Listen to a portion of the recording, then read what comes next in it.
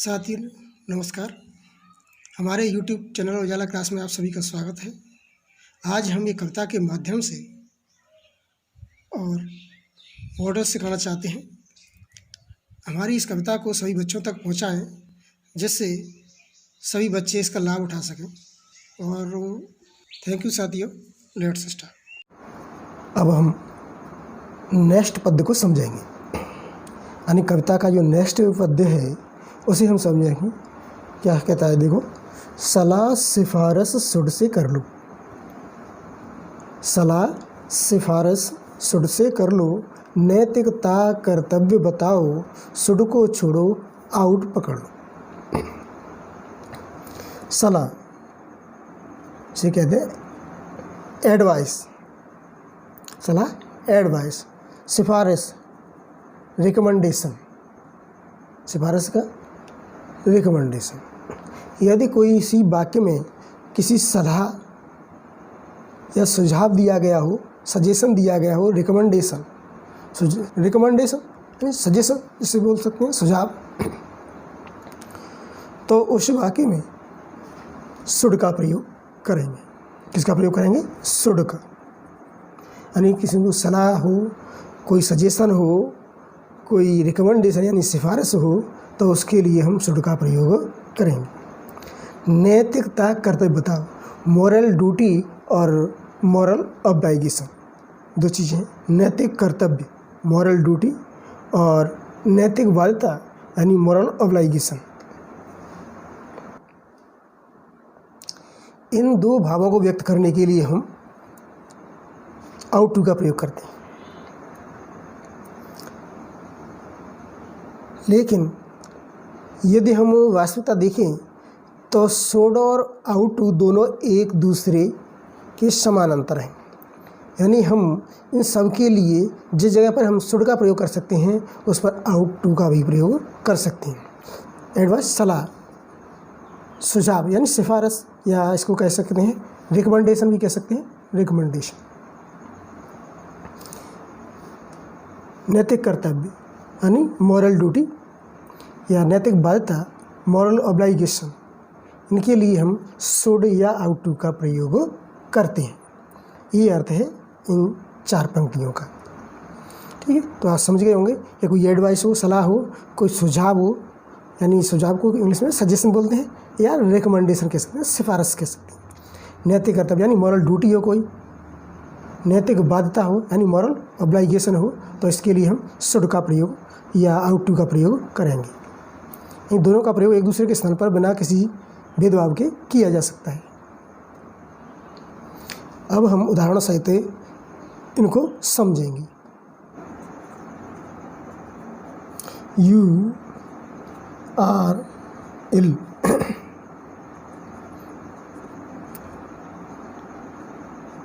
You are ill, आप बीमार हैं। You should,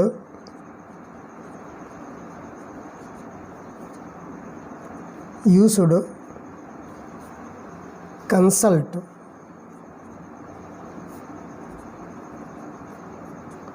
you should consult a doctor, doctor,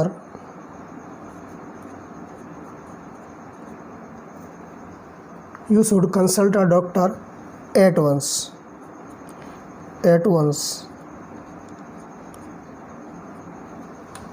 Okay, you are ill, you are ill, you should consult a doctor at once. आप बीमार हैं, आपको at once तुरंत doctor की सलाह लेनी चाहिए। तो क्या दिया इस वाक्य के अंदर? एडवाइस दिया है, एडवाइस सलाह। तो हमने किसका प्रयोग किया? शुड का किया। और इसकी जगह हम आउट टू का भी प्रयोग कर सकते हैं। ठीक है, शुड का, और इसे किसका कहते हैं? आउट टू का।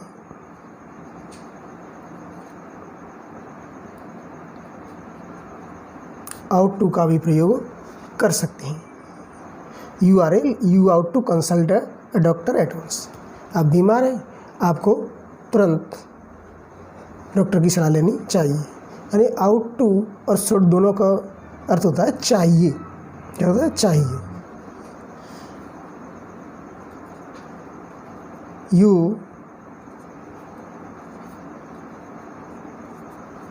You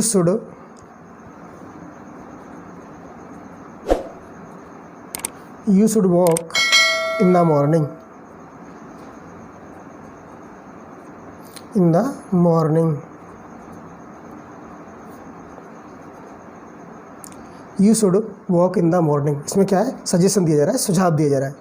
क्या दिया जा रहा है इस वाक्य के अंदर, सजेशन, सुझाव।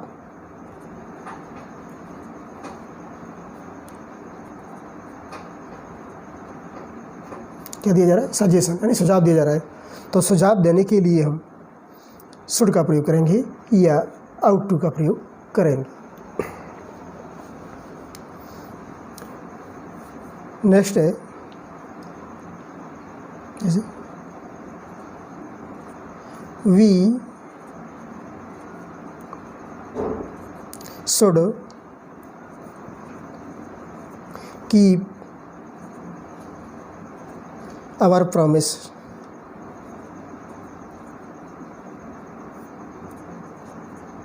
We should keep our promises, हमें अपने वायदे रखने चाहिए, यानी वायदे का पक्का होना चाहिए।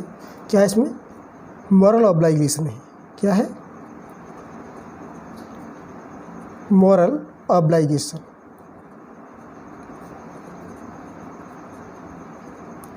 नैतिक बाध्यता है, यानी नैतिक रूप से हम इसमें बाध्य हैं अपनी बात को रखने में, अपनी बात को पूरी करने में। और यहाँ शुड की जगह हम आउट टू का भी प्रयोग करेंगे, हमारा बाकी गलत नहीं होगा।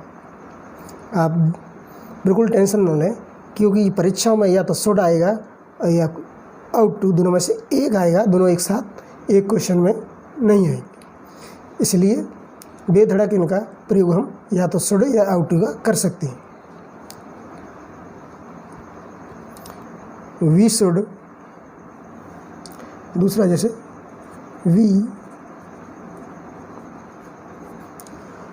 We should not tell a lie. We should not tell a lie, हमें झूठ नहीं बोलनी चाहिए।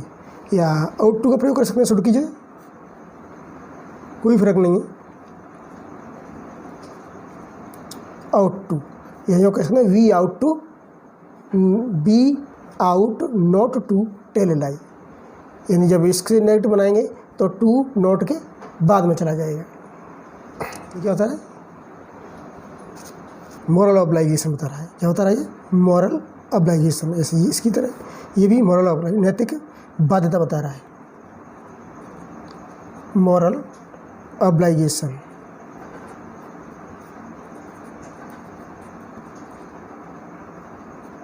नैतिक बाध्यता क्या बता रहा है, नैतिक बाध्यता बता रहा है।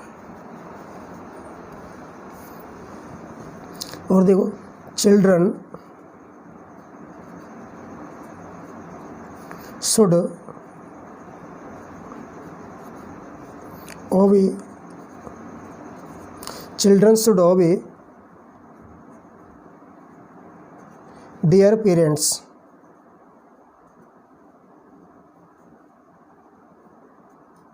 Children should obey their parents, कि बच्चों को अपनी माता पिता की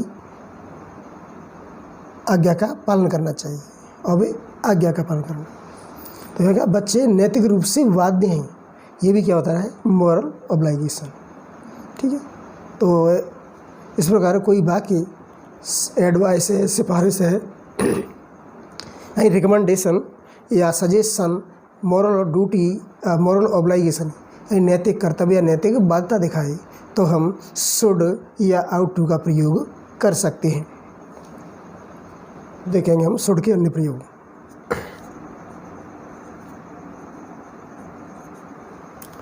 शुड के अन्य प्रयोग,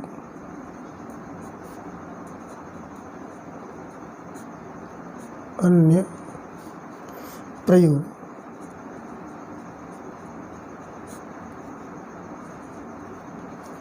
अब हम शुड के अन्य प्रयोग देखेंगे। नंबर 1, पहला प्रयोग है शुड का प्रयोग शुड का प्रयोग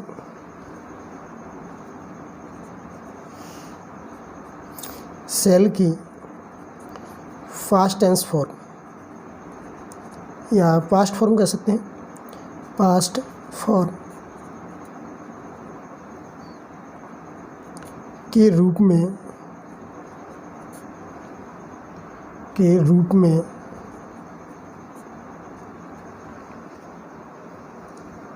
इनडायरेक्ट स्पीच में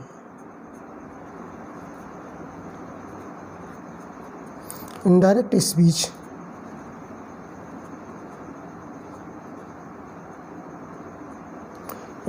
स्पीच में होता है।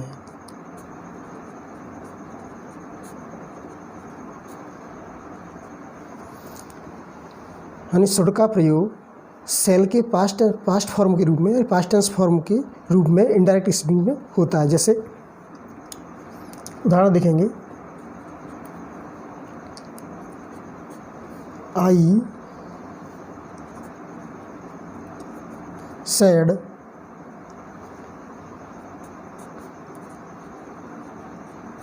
आई शैल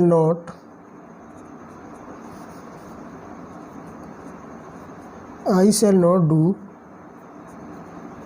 दिस वर्क।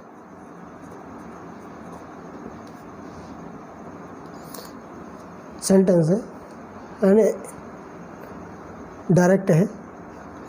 आई सेड, मैंने कहा, I shall not do this work, कि मैं यह कार्य नहीं करूँगा। अब इसका हम इनडायरेक्ट बनाएंगे डायरेक्ट का, तो कैसे बनेगा? I said inverted coma that से हटाएंगे, दैट। अब ये फर्स्ट पर्सन है और इसको फर्स्ट पर्सन के अनुसार यानी सब्जेक्ट के अनुसार बदला जाता है, तो ये सब्जेक्ट है तो आई का आई रहेगा। आई शुड,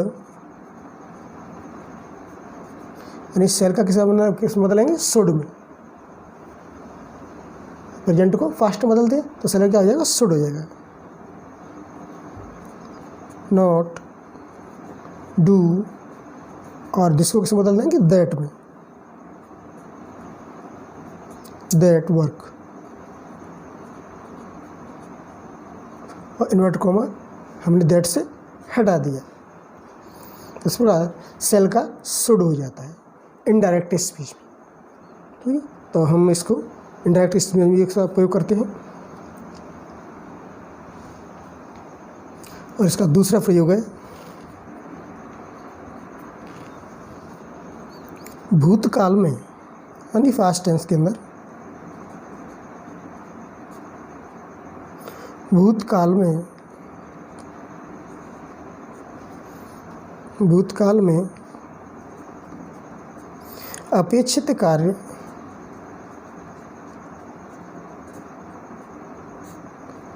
और कहाँ करते हैं हम सेल का शुड का प्रयोग? भूतकाल में अपेक्षित कार्य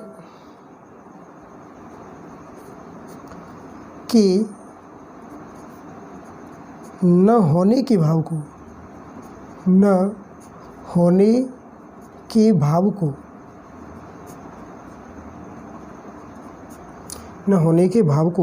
दर्शाने के लिए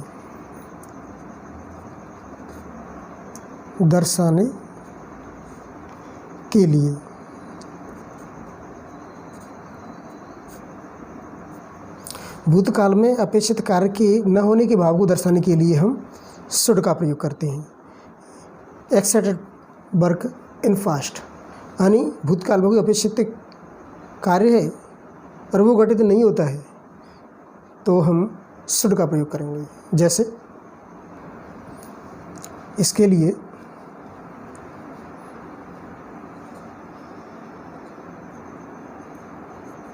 शुड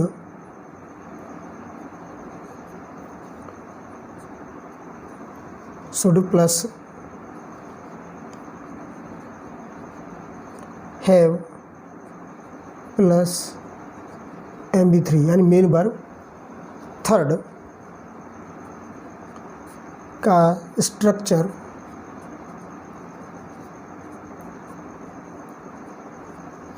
स्ट्रक्चर बनेगा। इसका स्ट्रक्चर बनेगा should plus have plus MB3, या शुड की जगह हम आउट टू का भी प्रयोग कर सकते हैं। ठीक, जैसे ought to have plus have, इस तरह, और प्लस MB3 वही आएगा। यानी शुड या आउट टू का दोनों का ही प्रयोग कर सकते हैं बिना किसी भेदभाव के। जैसे एग्जाम्पल देखेंगे हम, the police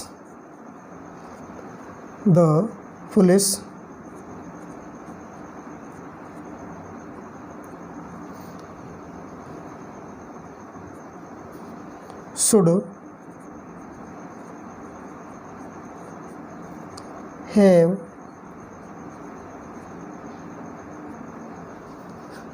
the police should have come here a little early. Come, third person, third form, come here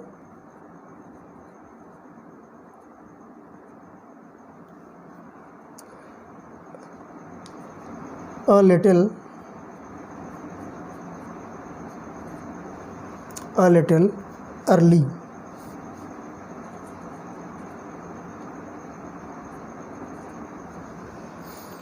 The police should have come here early.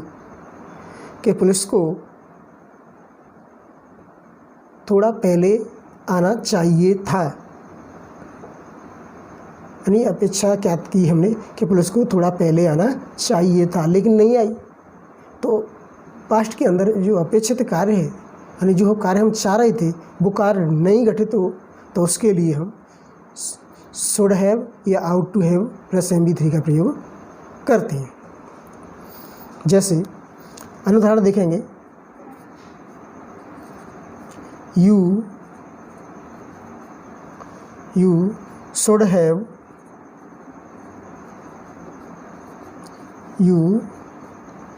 Have eaten fruits.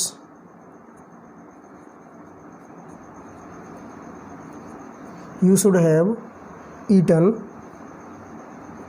fruits.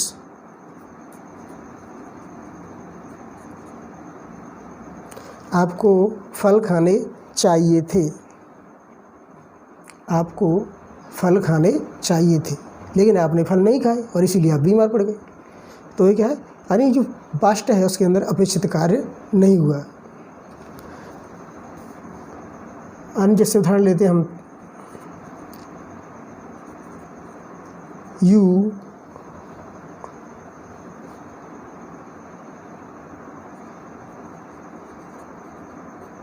यानी शुड का भी प्रयोग कर सकते हैं और आउट टू का भी प्रयोग कर सकते हैं। यू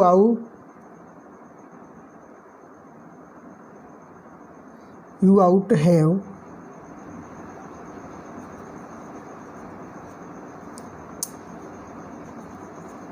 not to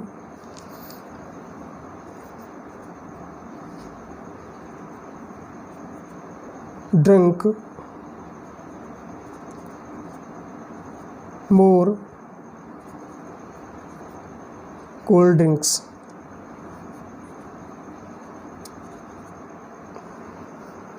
You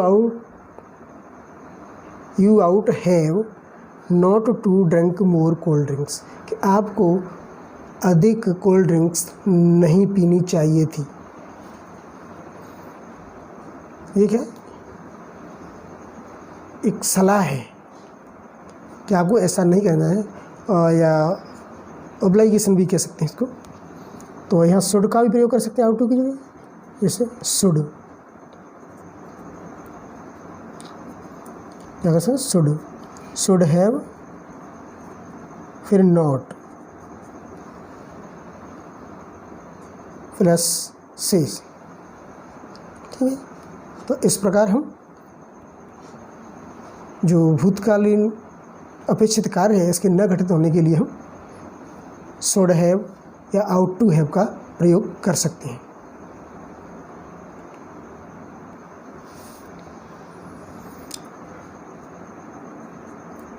तीसरा नियम है लेस्ट के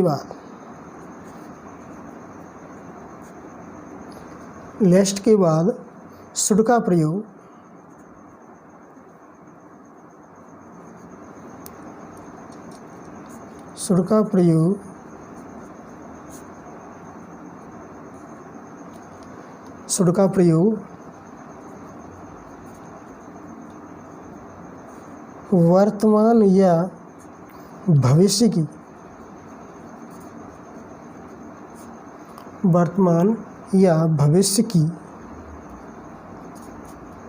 वर्तमान या भविष्य की संभावना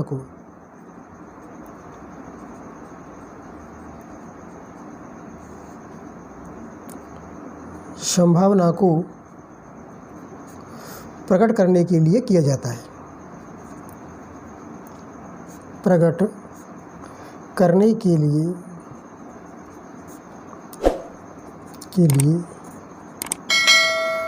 किया जाता है।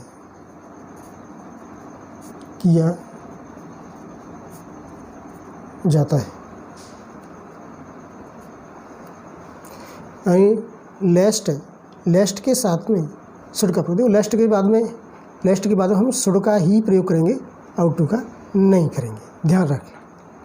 ठीक है, उदाहरण से समझाएंगे। साथियों, समझने के साथ साथ इस चैनल को सब्सक्राइब जरूर कर लें, इससे कि हमारी जो वीडियो है आप तक पहुंचती रहे। अब हम उदाहरण देखेंगे।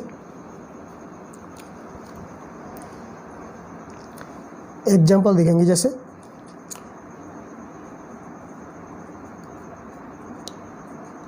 वॉक स्लो,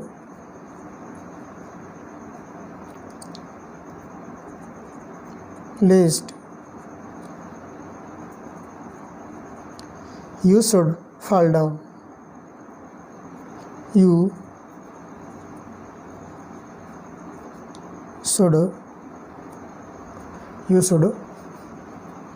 fall down,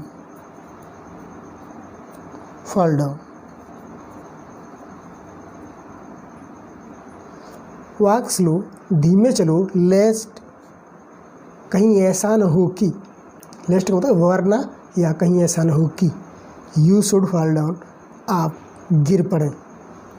तो ध्यान रखना हमेशा, वाक्य में अगर कहीं लेस्ट शब्द आता है, क्या लेस्ट शब्द आता है, तो हमें शुड का ही प्रयोग करना है। शुड मॉडल ही आएगा, दूसरा मॉडल नहीं आएगा। दूसरा उदाहरण देख सकते हैं हम।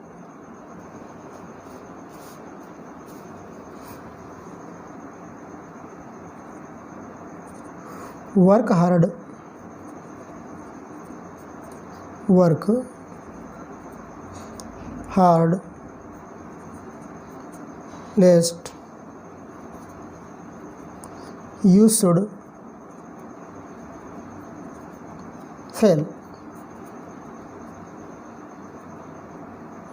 वर्क हार्ड, कठिन परिश्रम करो, लेस्ट, कहीं ऐसा न हो कि you should fail, आप फेल हो जाएं। इस प्रकार देखेंगे हम कि लेस्ट के बाद में शुड मॉडल का ही प्रयोग करते हैं। अब शुड का नेक्स्ट प्रयोग देखते हैं।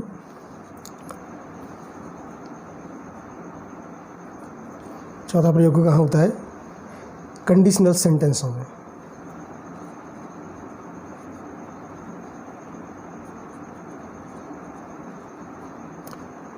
कंडीशनल सेंटेंसेस,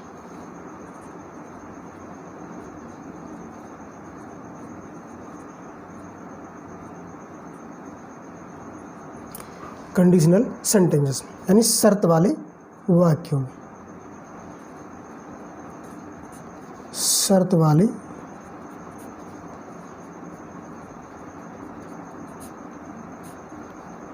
वाक्यों में।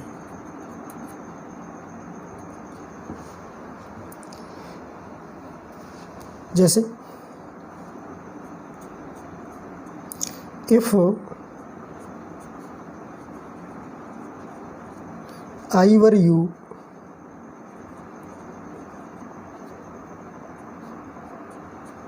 I should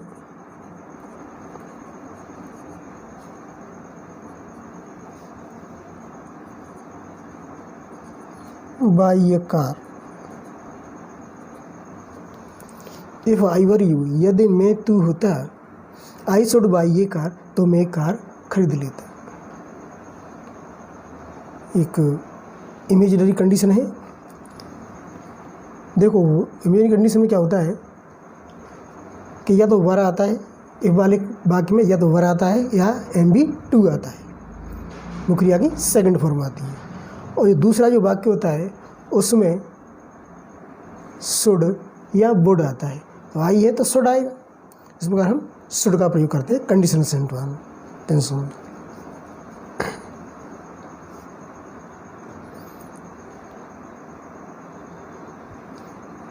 दूसरा, if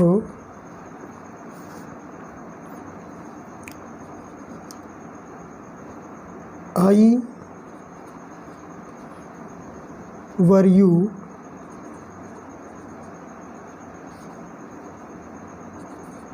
I should not do it.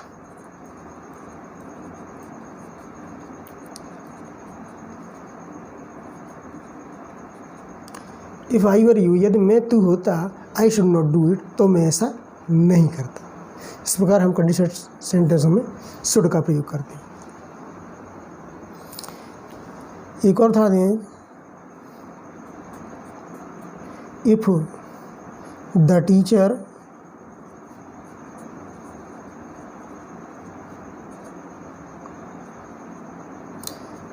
the teacher taught us well,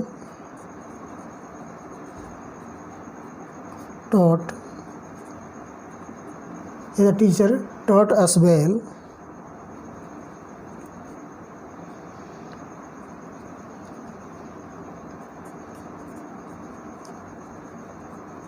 I should get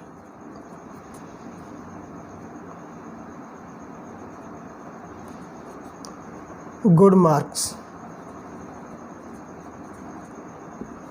If the teacher taught us well, यदि अध्यापक ने हमें अच्छी तरह पढ़ाया होता, I should get good marks, तो मैं अच्छे नंबर प्राप्त करता।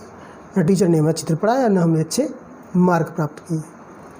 तो इस प्रकार आप समझ गए होंगे कि कंडीशनल सेंटेंसों में भी शुड का प्रयोग किया जाता है। साथियों, इस वीडियो को ज़्यादा से ज़्यादा शेयर करें, जिससे दूसरे बच्चे भी इसका फ़ायदा उठा सकें, क्योंकि हम जब दूसरे का भला करेंगे तभी हमारा भला होता है। नेक्स्ट देखेंगे साथियों, एक चीज़ हमें ध्यान रखनी है कि आउट टू का पास्ट टेंस नहीं होता है। यानी सेल का पास्ट शुड होता है, बिल का पास्ट वुड होता है, लेकिन आउट टू का पास्ट नहीं होता है।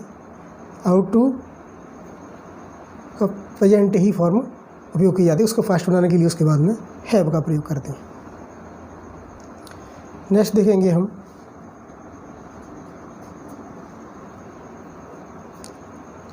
पॉसिबिलिटी को बताने के लिए।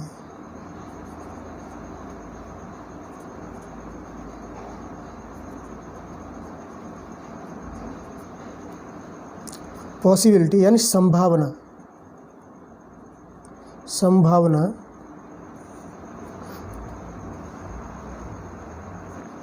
को बताने के लिए, संभावना को बताने के लिए भी शुड का प्रयोग करते हैं। जैसे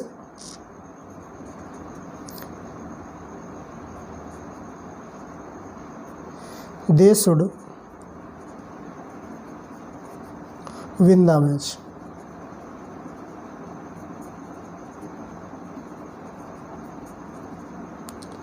they should win the match.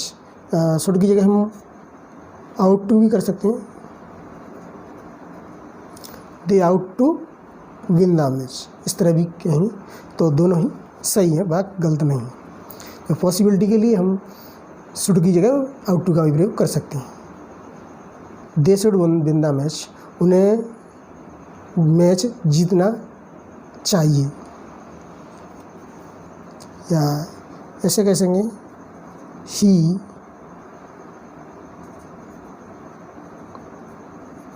Should be at home, उसे घर पर ही होना चाहिए। He should be at home, उसे घर पर ही होना चाहिए। शुड बी आउट टू भी कर सकते हैं, he ought to be at home, उसे घर पर ही होना चाहिए। इस प्रकार शुड और आउट टू दोनों एक दूसरे के स्थान पर प्रयोग किए जा सकते हैं, यानी बिना किसी भेदभाव के। केवल कुछ जैसे लेस्ट के बाद में हम शुड का ही प्रयोग करेंगे और कंडीशनल सेंटेंसों में शुड का ही प्रयोग करेंगे। बाकी सब में हम प्रायन के स्थान पर एक दूसरे के स्थान पर उनका प्रयोग कर सकते हैं। थैंक यू दोस्तों। तो आप शुड का प्रयोग अच्छी तरह, शुड और आउट टू का प्रयोग अच्छी तरह समझ चुके होंगे। अब हम अगले जो पद है उसको लेते हैं, उसको अच्छी तरह डिटेल से समझते हैं।